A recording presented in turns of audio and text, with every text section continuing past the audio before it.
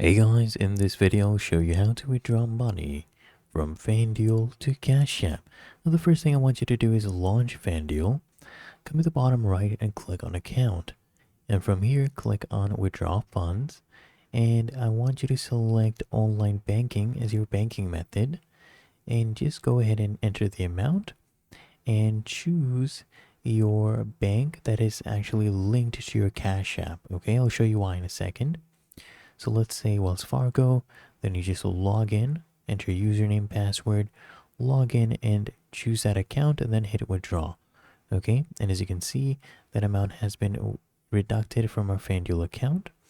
Click here on continue, and once it has hit your account, I want you to come here and tap on this icon, and then once you've tapped on this icon, see your balance, click here on add cash.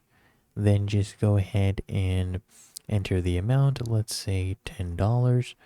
Click on add cash and there you go. That amount has been added to our Cash App.